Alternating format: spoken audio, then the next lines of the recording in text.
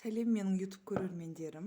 Мен бүгінгі раскладты жаңағыдай бір-біріне өкпелеп қалған, кездеспегелі көп болған, сондай жаңағыдай қарым-қатынас туралы ашқым келіп отыр. Менің бастамас бұрын каналыма жазылып, лайк басып, комментария жазып кетіңіздер. Бұл өте маңызды маған. Және де тіркеліп, комментария жазып жатқан жандарға үлкен алғысымды білдіремін. Жаңағыдай екі жақта кездеспегелі көп болған сондай қарым-қатынас туралы ашайын деп отырмын. Бұл қарым-қатынаста екеулеріңіз де қалайсыздар, бірақ жаңағыдай екеулеріңіздің мінездеріңізге байланысты кім бірінші жазады SMS, кім бірінші бұл қарым-қатынаста бірінші жазады, бірінші хабарласады деген сияқты бір-бірлеріңізді күтіп отырсыздар. Сол себептен осындай колеса шықты. Күнделікті өмірлеріңіз осылай өтіп жатыр десем болады.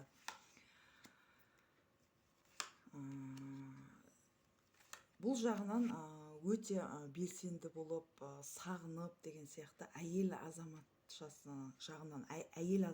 жағынан көбінесе жаңағыдай қызығушылық, қайттан хабарласады ма деген сияқты күтуде әйел азамат. Еркек те күтуде, ер азамат та күтуде. Екеулеріңіз бір-бірлеріңізді күтіп, бұл жерде тек қана ойлау түсіп тұр. Тек қана бір-бірлеріңізді ойлайсыздар, жаңадан нәрселерді ешқандай адамдармен жаңағыдай өзіңіздің ойыңыздағы барлық нәрсенің бәрі жаңағыдай сол адамға келіп тіреліп жатыр десем болады. Ешқандай нәрсені көрмейсіз, тек қана сол қарым-қатынас туралы ойлайсыз. Жалғастыруын екеулеріңіз де қалайсыздар, бірақ кім жазады деген сұраққа келіп тұр. Тек қана соны қалап тұрсыздар қазіргі уақытта. Тек қана соны қалап тұрсыздар. Кездескілеріңіз келеді, бірақ кім бірінші деген сияқты. Так. Әрекет бола ма, кездесулер болады ма бұл қарым-қатынаста?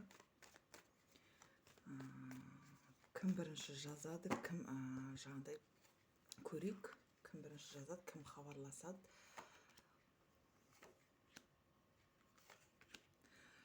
Бұл жерде ер азаматқа келетін болсақ, болды, бітті деген сияқты болып тұр, бірақ сезімі соншалықты өшіп қалған жоқ, сезімі бар. Бұл жерде әрекет жасағысы келіп тұр, бірақ ер азаматтан әрекет болмайды деген сөз. Бұл жерде болды, бітті деген сияқты, бір кету деген сияқты, мына жерде кетіп бара жатыр. Бәрі бітті, қарым-қатынас аяқталды деп ойлап жүр негізі ер азамат, еркек жағынан. Енді бұл қарым-қатынаста жай болып жатыр, жылдам әрекеттер жоқ ешқайсысында, бірақ жаңағыдай екеулеріңіздің біреулеріңіз жол жүрейін деп жатырсыздар ма,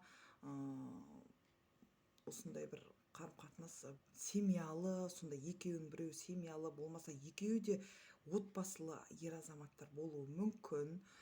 Болмаса жаңағыдай қарым-қатынастарында қиыншылық болып екіге кеткен жандар да болуы мүмкін. Бұл общий расклад.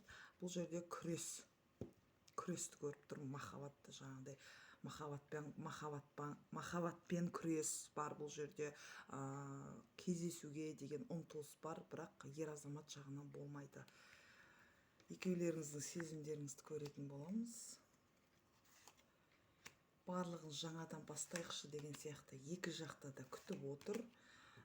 Бұл жерде әйел азаматшасының сезімі басымырақ болып тұр. Яғни әйел адам қалап тұр бұл ер азаматты. Бұл қарым-қатынас аяқталды деген сияқты ер азамат уже теріс қарап тұр десем болады. Егер де сіздер махаббаттарыңызды қайттан нығайтқыларыңыз келсе, онда маған хабарласыңыздар, мен әрдайым көмектесуге дайынмын. Енді көрейік, немен аяқталады, картадан совет сұрайық. Бұл қарым-қатынас немен аяқталады, болмаса бір жалғасады ма деген сұраққа ашайық. Жалғасады ма, или аяқталды ма? Жалғасады ма, или аяқталады ма?